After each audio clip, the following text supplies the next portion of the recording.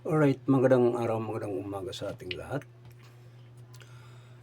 Nandito naman ang ating tagapagsalita sa social media sa ating kahanginan, mga kababayan.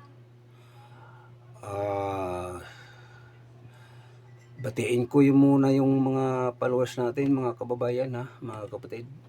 Shout out sa ating mga nag-support sa ating channel, ha.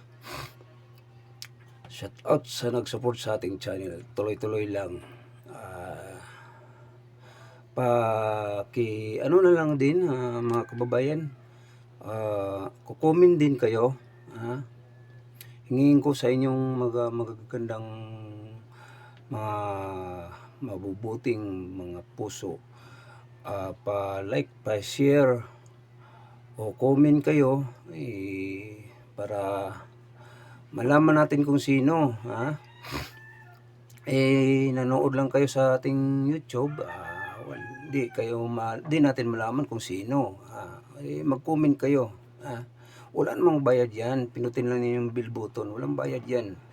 Kung magko-comment kayo, walang bayad yan. Para sa ating nakapag-subscribe, mag-comment kayo. Hindi kayo, lang, titingnan lang ninyo.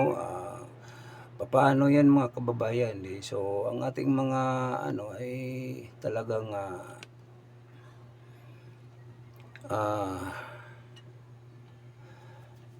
ang kailangan natin dito mag-comment kayo, tapos para mabasa natin kung sino yung sa support sa atin, paano natin mabasa, lang yun, wala namang pangalan, walang nakalagay o support. Shout out sa inyong lahat, para sa ating mag-umpisa na tayo, mga kababayan. Ang pag-usapan natin ditong kay Bato o kay Duterte o sa mga pangyayari sa ating sa tungkol sa impeachment ni Inday Sara. So, yan. Samahanin niyo ako, mga kababayan, para ma-enjoy naman ako. Kayo lang ang makapag-enjoy sa akin, mga followers, viewers. Okay. Nalaalaban natin, mga kababayan, ang pangyayari ni Bato nakaraan, di ba? Nga tayo po, nag-monitor tayo talaga. Nabigla sila, mga kababayan. Nabigla sila, mga kababayan, dahil si Bato dumating. Para lang buboto siya sa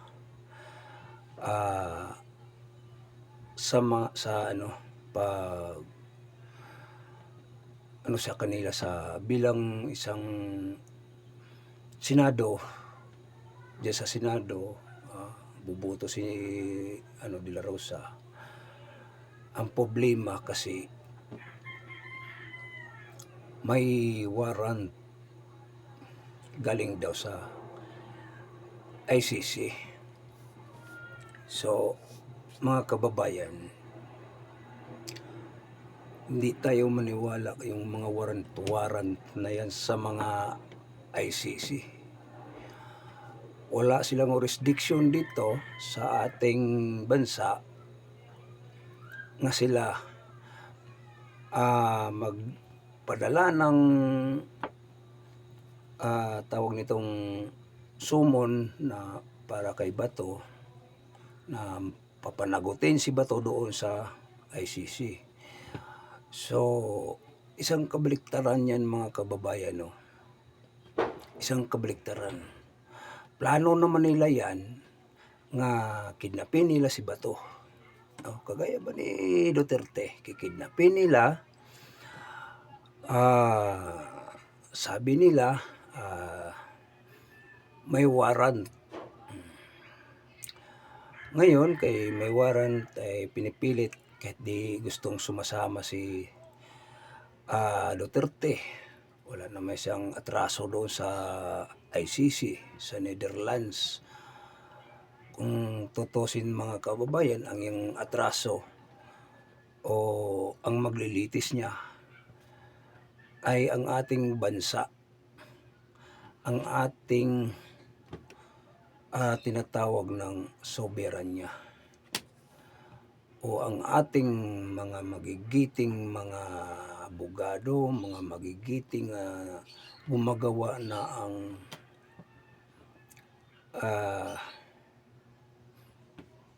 batas.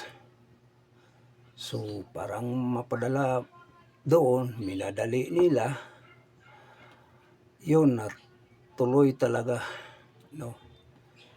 Kasi ang mga pangarap ni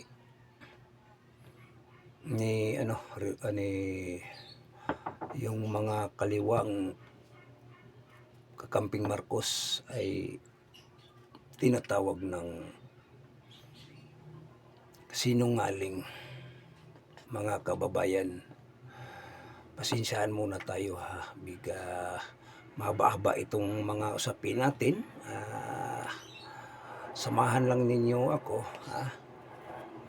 para sa ating maintindihan natin sa ating mga kasama, mga kababayan nating Pilipino nga hindi pa nila masyadong nalalaman ang batas sa ating bansa.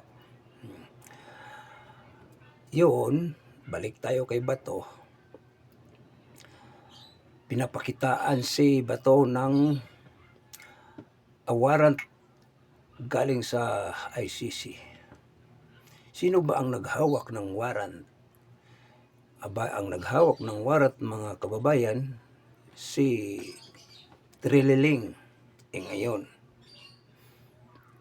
bumiglas si De La Rosa kasi hawakan na siya sa mga NBI. Ngayon, hindi nahawakan, tumakbo si De La Rosa sa pakyat na sa Senado kasi siyempre magbutuhan na. Siya na ang inaantay. Pagdating doon, nagkagulo. Nakita sa CCTV doon sa hallway nga si De La Rosa ay hinahabol ng mga NBI. Kasi alam naman natin bakit hinahabol. Yun pala ay kidnapin siya doon. Si De La Rosa dalhin naman doon sa Netherlands.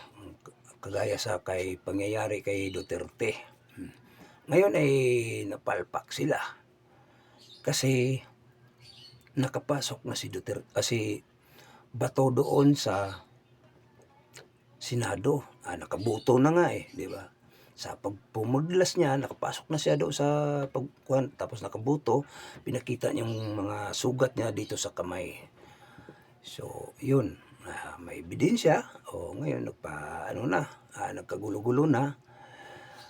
Nanghingi ang ating magigiting De La Rosa nga senador nga sa mga kabaro niya o sa ating mga tulong sa ating mga mamayang Pilipino nga hindi makaturunganon ang ginagawang huli ni De La Rosa sa kanya. Ngayon, mga kababayan, nagkagulo sa loob ay isang NBI agent nahuli. Nahuli. Ngayon, sa pagkahuli, so wala na sana yun, bumalik. Yun, doon siya na talagang nahuhuli, no? Dalit sabi, doon siya nahuli kasi naiwan yung pakbag niya doon sa napwistuhan niya. Ngayon, doon nahuli. Doon sila unsihan ang mga Marcos. Ang mga palpak ang mga plano nila, no? Nangapalpak, mga kababayan, na wala sa plano na kahiwalay-hiwalay. So hanggat nagkagulo na. So mga kababayan, isang tanong, isang sagot lang po. Di pa ito no? Di ba, mga kababayan, ang tao pagkasuhang ka kidnapping, di ba? Kidnapping. illegal kidnapping, mga kababayan. So, bilang ikaw ay isang mambabatas sa gobyerno, hindi kailang kidnapping. At tinatawag ito ng paglilitis doon sa ibang bansa. Wala naman sila'y madalit sabi, wala silang mga kwan sa ICC dito sa bansa sa ating Pilipinas. Wala silang koordinasyon. So, madalit sabi, illegal.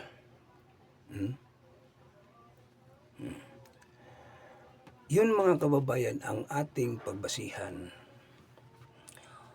Kayo, mga kababayan, kasi malapit na naman may mangyayari naman ito. Di malamang sa lamang nga may kasunod pa. Papayag ba kayo nga kayo pilitin o kikidnapin pagkatapos gumagana ang ating soberanya, gumagana ang ating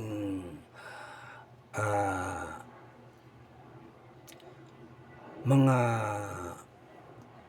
tinagurian ng mga gumagawa ng batas o balaod?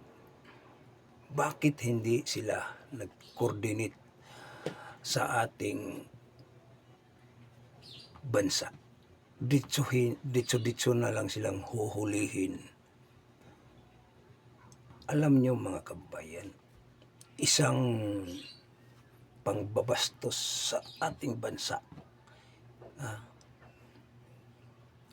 Mga kababayan, hindi makaturunganon ang mga ginagawa ng mga Marcos o panggigipit o ang ating soberanya ay surrender sa ibang lahi. Ngani sabi ni Tatay Duterte, hindi siya maniwala nga mayroon nga tawag nitong kuwan sa ibang bansa. Kasi ang iyang binabasihan, wala na nga sila sa, di na tayo kasali sa mga ng Interpol ba o ICC. Lumabas na ang ating sa ICC. So, isa rin na paglinlang sa ating mamayang Pilipino nga urada-urada, wala namang coordinate sa ating mga katastasang gumagawa ng batas. Sa ating saligang batas, wala silang koordinasyon. Kung hindi, diretsuhin ka na lang, dadakpin, tapos ikarga ka sa aeroplano. Alam niyo, mga kababayan, itong ginagawa ni Bongbong Marcos, isang kidnapping, mga kababayan. Dapat ito, mga kababayan, nga hindi ito makalabas sa ibang bansa nga si Marcos. Ito lang mga sasabihin ko sa ating mga kababayan o sa ating mga magigiting nga mga abogado, na sana kung mawala na siya sa pwesto, agad-agad yan huhulihin sa ating bansa. Dito natin kasuhan si Marcos kung ano ang mga atraso niya dito sa ating batas, o yung mga atraso niya sa ating butihing Duterte nga sinurinder niya ang ating ah, Duterte. Di ba isang panggigipit, isang pagmanipula, isang hindi makatarunganon nga paggamit ng institusyon. Dapat kung sila ay gumagamit ng institusyon o dapat hindi nila dalhin doon sa Netherlands kung talagang kinikilala nila ang ating batas dito. Ito si Marcos, mga kababayan. Grabe. No? Naalala ninyo, mga kababayan, yung may kaso si Araneta doon sa ibang bansa nga nangidnap og bata. Naalala ninyo yan? Ganon din ang ginagawa niya sa ating mga ama nga si Roa Rodrigo Duterte, mga kababayan. Ganon din ang ginagawa. Kaya nga, kapag wala na ito sa posisyon, hindi palabasin ng ibang bansa. Ito ang masasabi ko, mga kababayan. Yung panggigipit nila sa QGC, dapat hindi makalabas sila sa ibang bansa, kundi dito lang. Dahil maraming mga kasalanan nila. Hindi pa nga sapat kung ibayad ang ilang buhay o ibuhis nila ang buhay, hindi pa sapat sa pangyayari sa ating bansa nga inaabuso nila ang ating gobyerno.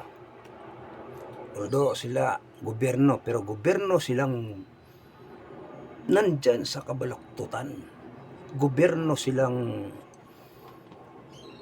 tiwalag sa gobyerno. So, mga kababayan, sana ito tayo po ay hindi tayo pumayag kung sa anong mangyayari.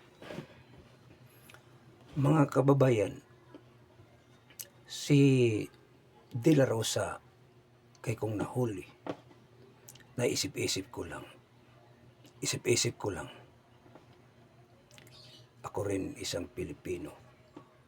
Kahit sino nasasaktan, ikaw ba'y hulihin, isurrender ka sa ibang lahi? Di ba masakit? Di mas mabuti ubusan ng lahi? Matapang man si Marcos. Inaabuso niya ang ating batas. Pero isa siyang presidente. Hindi niya kinakilala ang ating batas. Ang kinikilala niya ang batas ng ICC. Di ba? Isang pagyurak sa ating soberanya.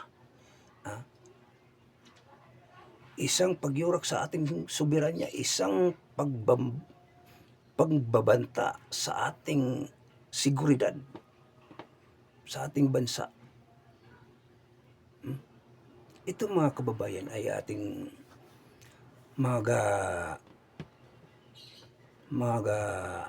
ano tayo dito, pag timbang-timbangin natin. Para sa aking opinion, mga kababayan, kung nahuli si Bato, kawawa ang ating soberanya. Sasabihin naman na hindi mugana ang ating batas.